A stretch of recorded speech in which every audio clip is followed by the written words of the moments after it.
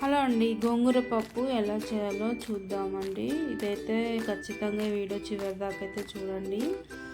మనం కందిపప్పు 2 గ్లాసులు, శనగపప్పు గ్లాసున్నర, పెసరపప్పు సగం గ్లాస్ అండి.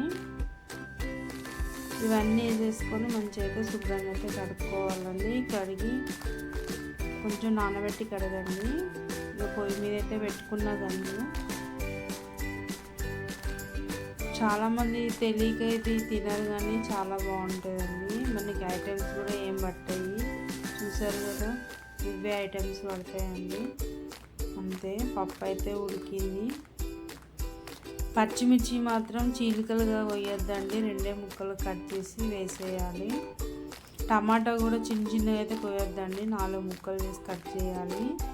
మనం కడిగి పెట్టుకున్న గోంగూర కూడా కప్పు ఉంది కదండి, కప్పుడైతే వేసేసుకోవాలి. కొత్తిమీర కూడా వేయాలండి, లాస్ట్కి వేసి మూత పెట్టేయండి. మనం ఎల్లిపాయ జీలకర్ర అయితే నూరుకుంటున్నాం. చూడండి, పప్పు అయితే ఉడికింది. ఎల్లిపాయ జీలకర్ర ఖచ్చితంగా వేయాలండి. ఇగో ఈ విధంగా అయితే పప్పు ఉడికాక మనం కొంచెం నీరైతే ఉంది, అదంతా కొంచెం దగ్గరికి రావాలి. వచ్చేంతసేపు మనం ఎల్లిపాయ జీలకర్ర అయితే నూరుకున్నామండి.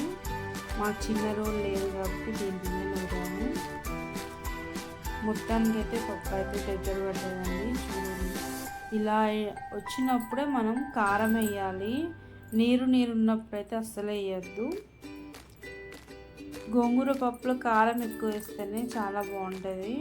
చప్పగా ఉంటే ఏం బాగోదండి, చాలా టేస్టీగా కూడా ఉంటుంది. ఇది మనం ఇందాక నూరుకునే ఎల్లిపాయ జీలకర్ర వేసేసి కొంచెం తగినంత ఉప్పు వేసి ఒకసారి అయితే కలబెట్టాలండి. ఈ విధంగా అయినాక మనం చూడండి, మనం పప్పు రుద్దుకునే దువ్వు ఉంటుంది కదండి, దాంతో మనం మంచిగా దగ్గర పెట్టుకొని మీద పడుతుందండి, వేడివేడిగా చూసుకోండి. పప్పు దువ్వతో అయితే మనం ఈ విధంగా అయితే రుబ్బాలండి. ఇది మనం కుక్కర్ మీద కూడా వేయచ్చు, కానీ కుక్కర్లో వేస్తే అంత టేస్ట్ అనేది రాదండి. నేను చెప్పే విధానంగా చేసుకోండి. మనకి ఇది ఇలా తింటే న్యాచురల్గా మనం కట్టెల పొయ్యి మీద వండుకొని తిన్నట్టయితే టేస్ట్ అయితే ఖచ్చితంగా ఉంటుంది.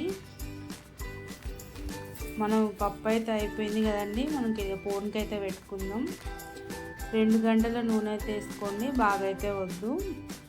ఇక ఎప్పటిలెక్క రొటీన్ అండి. జీలకర్ర, ఆవాలు, ఎండుమిర్చి, ఎల్లిపాయ అవన్నీ వేసేసి మంచిగా గోలాక మనం